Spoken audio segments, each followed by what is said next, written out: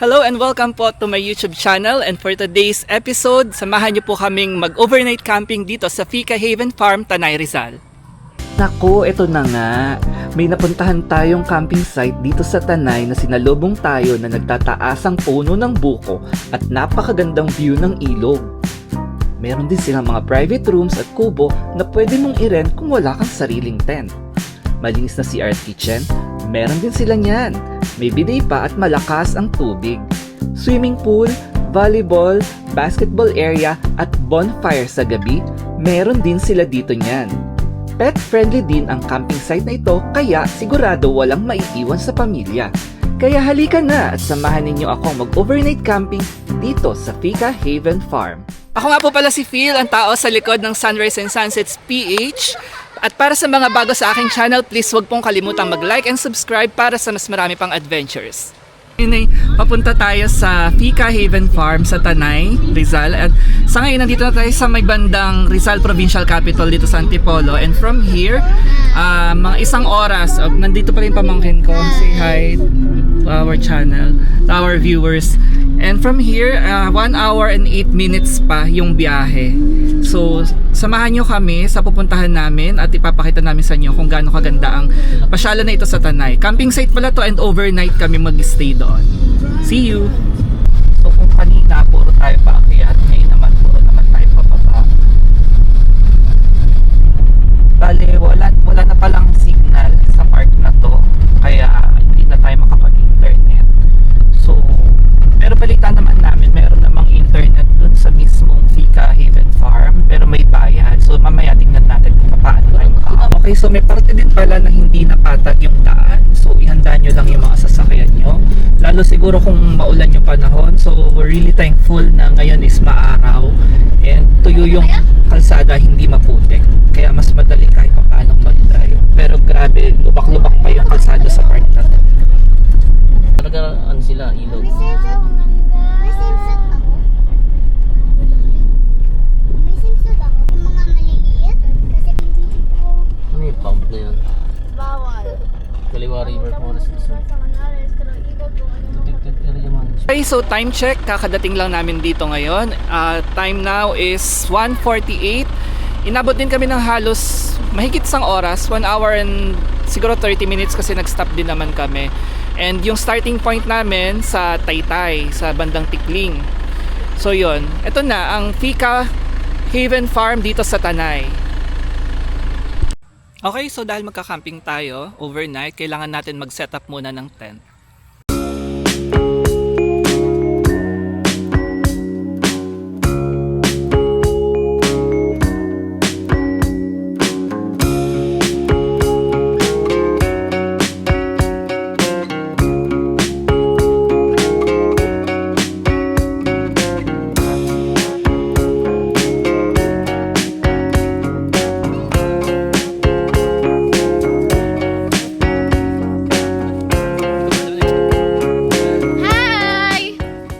So nakatapos na kami mag-setup ng tent, and ngayon papahinga muna, tapos mamaya ikot-ikot tayo dito sa campsite.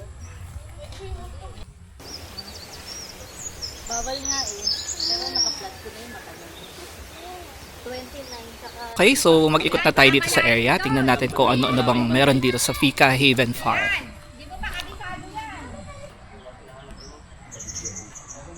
I-fix ko na nga yan. I-fix ko na. Sinasabit ko lang yan. Bonfire. Bonfire time is at 8 p.m. Lights out at 12 midnight. Quiet time is at 10 p.m.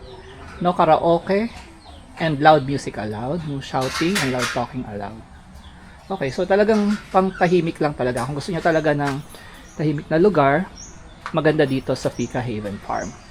Tsaka talagang walang signal. Kaya hindi rin kayo makakapag-cellphone. Pero meron silang internet. May Vendo Wi-Fi. Magkano po yung Wi-Fi na makakonect? Ang pinaka-max po na sir, 50 apat na oras. Pwede mag-video? Sorry. Okay. 50, Apat na oras po. 4 na oras. 50 pesos. Pwede po yung isang oras 20 o kaya 30 minutes, 10 pesos. Ayun. So, yun ang, kung gusto makakonect sa internet, pwede naman pala. Meron naman palang Bendo Wi-Fi.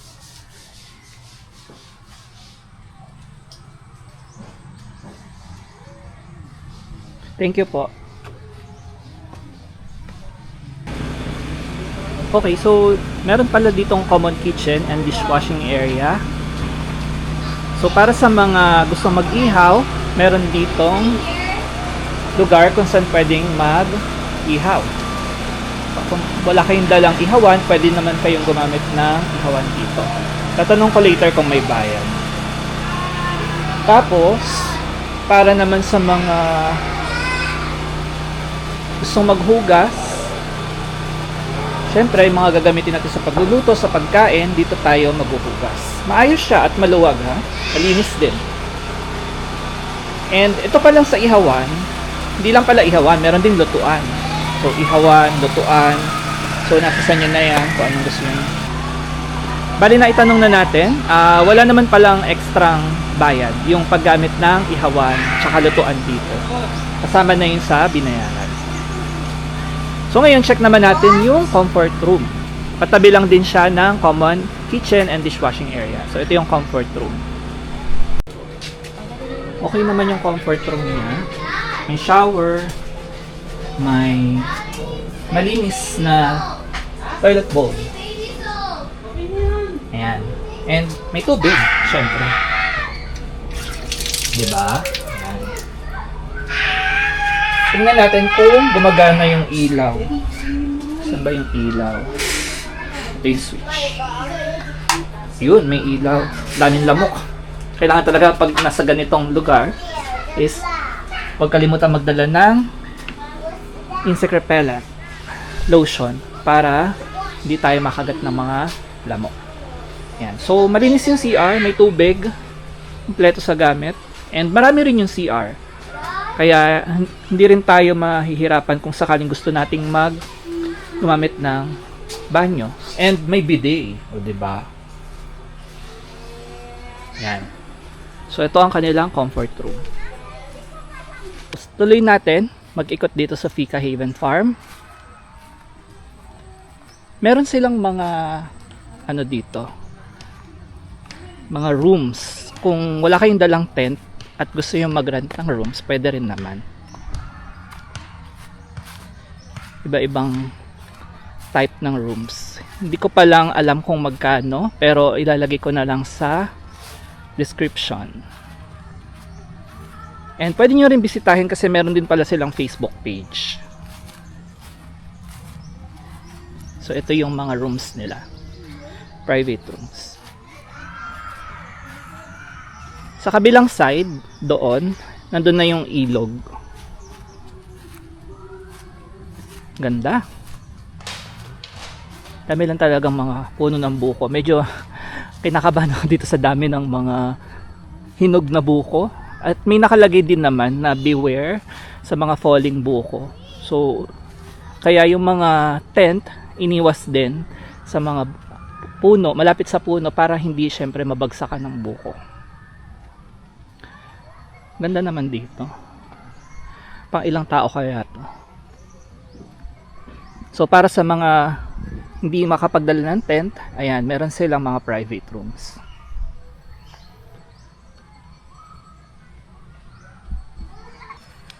Meron ding volleyball net. So pwede kayong magdala ng bola at maglaro dito sa kanilang volleyball area.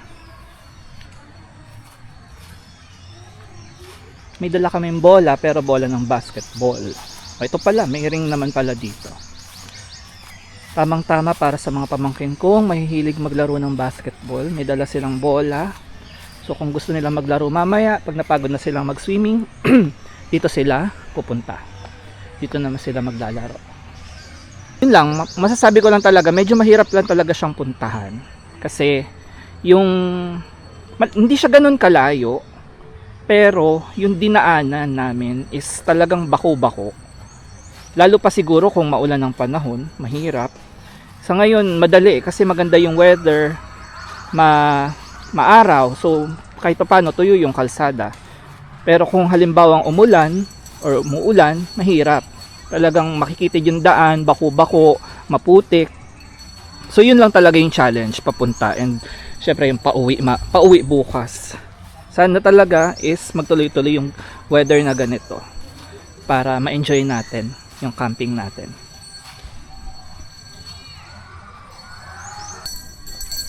Meron akong nakikita na parang nagsiset up ng para sa bonfire. Hindi ko alam kung dito nga yun. Tanungin natin sila. Sarap paglakad dito. Ang presko. Tahimik.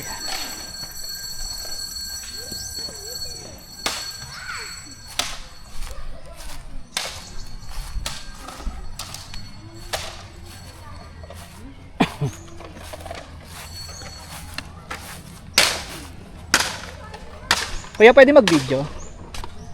So, ito po ba yung para sa bonfire? Gabi-gabi po naglalagay kayo ng bonfire dito. Opo sir, basta may guest po. Basta may guest, sineset up na nila. Tapos, parang nabasa ko 8 PM mag-start ang bonfire. So, yun naman pala. Pwede naman palang hindi ka na maglagay ng sarili mong bonfire. At hindi ko rin alam, parang hindi yata siya allowed. So, merong common na para sa lahat na to.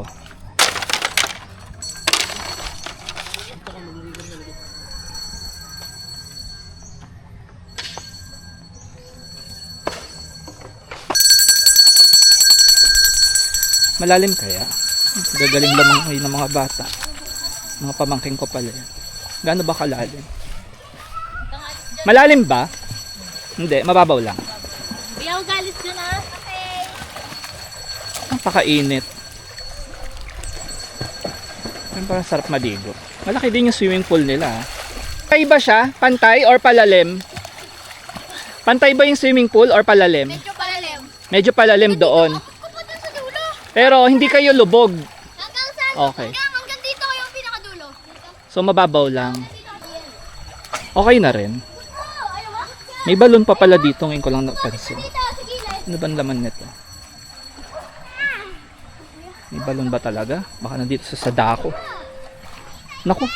Hindi naman pala ganun kalalim. Floating ka lang.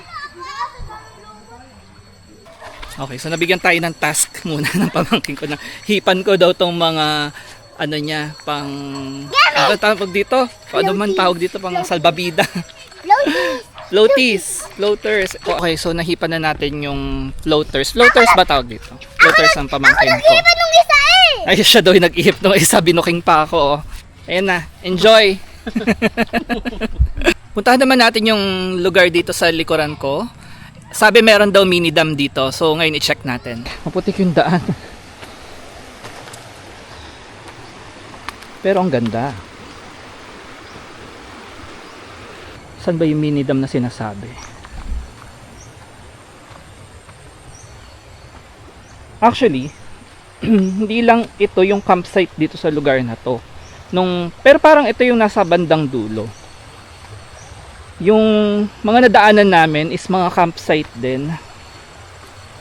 May iba pa nga kaming nakita na nakalagay sa labas fully booked. So, ganitong season marami talagang nagka-camping. Kasi maganda yung weather. Hindi sobrang init, hindi rin naman sobrang maulan. Okay, so hanggang dito na lang muna. Ang alam ko pwede pang pumunta doon, pero siguro sa susunod na lang or kapag kasama na natin sila. Kasi may mga nakikita rin akong aso kanina. Baka may bigla na lang tayong sunggaban ng aso dito. Ano kaya to? Parang may daan pa dito. Ano pa nga ba ang isa sa mga masarap gawin kapag nasa camping? Syempre ang kumain. Kain tayong pakwan. Okay, so medyo dumidilim na. Yan, wala ng araw. And nagpe-prepare na kami for dinner. Nag-iihaw kami ng liempo tsaka ng hotdog. Ng ribs. Ribs pala, hindi pala liempo. Parang may nakita akong liempo kanina. Iba yung feeling kanina na pagdating namin kasi medyo tanghali pa yon. Ngayon, iba na rin yung vibe.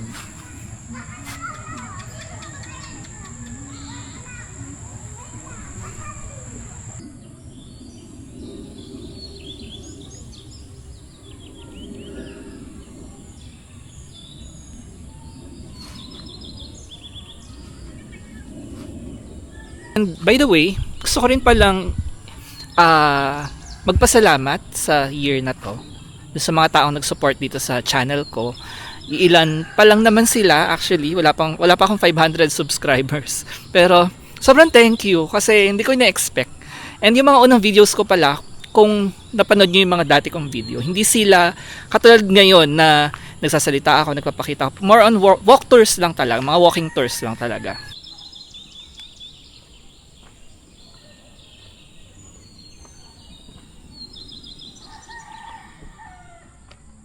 Dinner time! Kain tayo. Meron kaming okra, inihaw na hotdog, and inihaw na pork ribs. Harap. Okay, time check. It's 6:30 p.m. Pero yung pakiramdam dito parang hating gabi na. Well, expected na naman yun kasi syempre ganun talaga sa mga campsite. So dito, sa lugar namin, ay, may palaka. Yan. So dito sa malapit sa tent namin may poste naman ng ilaw kaya maliwanag. Tapos may mga dala rin kaming ilaw kaya maliwanag din talaga. Time check, it's 8 p.m. and pupunta na tayo ngayon sa bonfire. Dapat baga lang. So nagdala sila ng marshmallow. Dapat maliit na lang yung apoy. Mamaya pagka...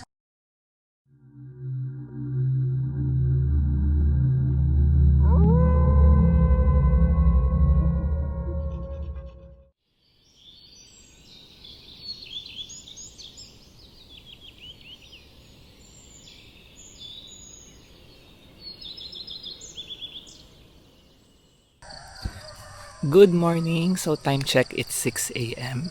At ang lamig. So ako pa lang yung gising kaya maglalakad-lakad muna ako habang natutulog pa sila. Lamig. Hindi ako nakapagdala ng jacket. Pero buti na lang meron pala akong balabal na ganito. So ito na lang ang ginamit ko pang laban sa lamig.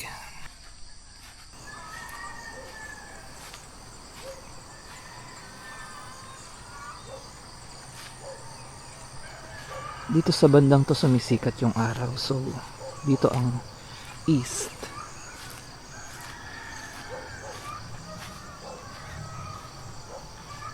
Kita ka dun sa bandang mga taas doon na may fog. So kamusta nga ba yung tulog natin kagabi? Actually, medyo nahirapan ako ng konti matulog kasi syempre, given na yun dahil hindi naman tayo sanay mag-camping. Ang beses ko pa lang to nag-camping and yung una is sobrang tagal na. Tapos, medyo nahirapan ako kasi yung ilaw kasi may mga ano dito nasan ba yun? Yung mga solar lamps na halos katapat ng mukha ko. So kapag, tas may sensor pa siya. So kapag kami gumagalaw, mas na ano siya, mas lumiliwanag and nakikita ko kaya medyo nasisilaw ako kaya hindi ako agad-agad nakatulog. Actually medyo nagulat nga ako kasi iniisip ko pag Tanay camping kasi yung mga nakikita ko sa mga reels sa social media kapag Tanay, 'di ba, overlooking ganyan, may parang may sea of clouds pa. Pero dito iba yung vibe kasi hindi kami overlooking pero parang napapalibutan naman kami ng mga matataas na puno. Hindi ko alam kung may bundok na malapit pero siguro baka natatakpan lang ng mga puno. So yun, tapos ang ganda nung paligid ngayon. Like ito, hindi ko lang alam kung makikita sa camera pero parang ayan, may part na mga may fog yung sa mga taas ng puno. Try natin pumunta dun sa may ilog. Hindi naman umulan pero syempre yung hamog pagka umaga. So dito natatanaw ko yung ilog. Pero hindi ko alam kung paano pumunta dito. Kung pwede ba tumawid dito sa part na to. Mukhang pwede nga kasi may daan oh. Oops. Wala akong mahawakan. Teka lang, baka dumaus-dus ako. Ang ganda. paano ako babalik. Kailangan ko umakyat. Wow, very peaceful and relaxing.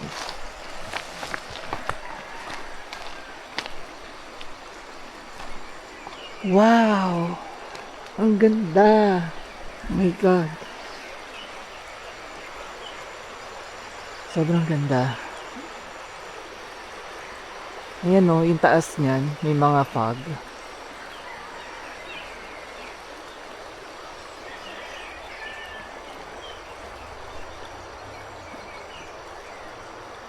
Ayan. Ngayon, para sa mga naghahanap ng relaxation, try nyo po dito sa Tika Haven Farm. Ang ganda naman dito. Tapos may pa-fog pa. Baka makarating ako nito sa Encantadia. Ito na ba ang batis ng katotohanan? Diba? Lapit lang siya sa Metro Manila. Siguro kami kasi nanggaling nga kami sa Taytay. So, mas malapit. Pero kung halimbawa sa mga bandang Manila manggagaling, siguro mga 2 hours. Or, ganon. Mga 2 hours bago makarating dito.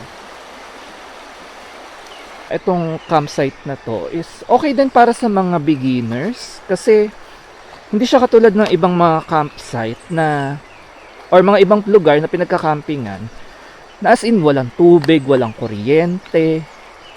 Ito meron eh. May kuryente, may tubig, may maayos na CR.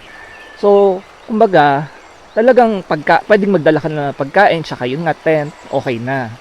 Ang wala lang talaga dito is yung signal. Pero, signal ng cellphone. Pero meron naman silang wifi na pwede mong bayaran. Pamangkin ko. At gusto nilang makita daw yung ilog. So, ingat kayo pagbaba, ha? Madulas yung, madulas yung mga bato. Sama mo kayo sa balag. Oo, kasama ko kayo sa vlog. Ito, wait lang, ha? Kumapit kayo. Si Eliza, hawakan nyo. Baka, umano yan. Sige lang, ikaw muna. Alisa, nag-wait lang kasi madalas o delikado. Isa, natulungan ako. Eliza, di ka.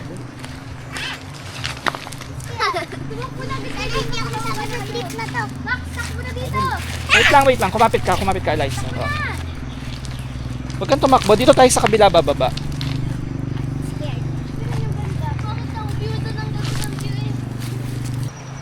Okay, so subukan na natin yung tubig. Tingnan natin kung malamig. Yung mga bata na unan na, sobrang excited talaga nila. Basta may tubig, ganyan yung mga yan. Sobrang lamig kasi. Lakad tayo. Hindi ako. Hindi lang ako. Ano, nilalamig na kayo? Hindi. Isa ka sa paa. Ay, malamig nga yung tubig. Kumagay. Ang sarap. Ang sarap sa pakiramdam. Nilinis ng dahil ng tubig. Hmm? Ang pangalan pala ng river na ito is Lanatin River. Ayan. So kakatapos lang namin mag-breakfast and hindi ko na na-film yung breakfast dahil sobrang nagutom na kami. And dahil hindi tayo tumulong sa pagluluto, ito ngayon ang task natin. Magugas ng pinggan.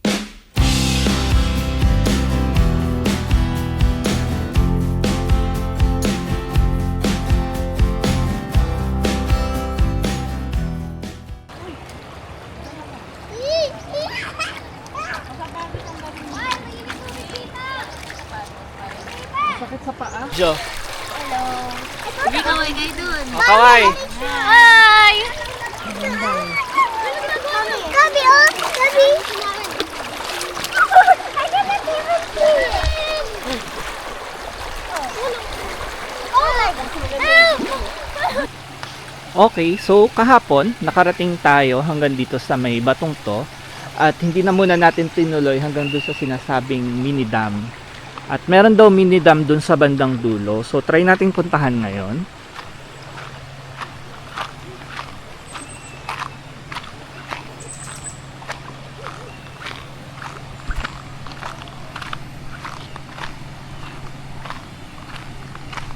Bali meron naman palang tulay dito para sa mga ayaw mabasa yung paa. Yan. Ano naman, safe naman siya. Tsaka mababa lang naman yung ilog kung sakali. Pababa lang din naman yung babagsakan. So magtulay na lang tayo. Tapos pupunta tayo dun sa sinasabing mini dam dito. Pwede rin naman maglakad yan sa ilog kasi hindi naman siya malalim. Ganda. Ayan na nga, bubuli.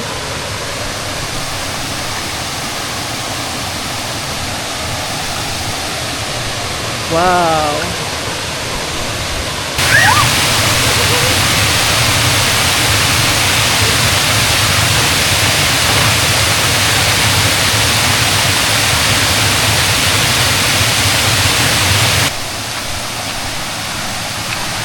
Pwedeng bumaba at maglakad. Tapos papunta dito.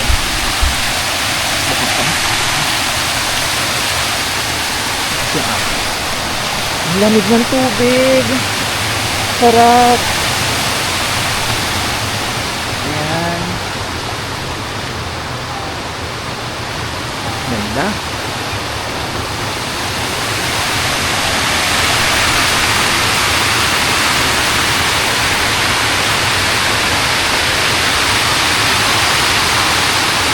So again, nandito po tayo sa Pika Haven Farm dito sa Tanay, Rizal.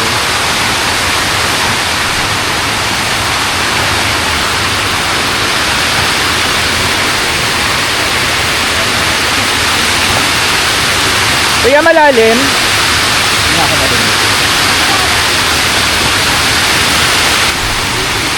Kahit medyo ma-challenging yung daan, at least ang ganda naman ng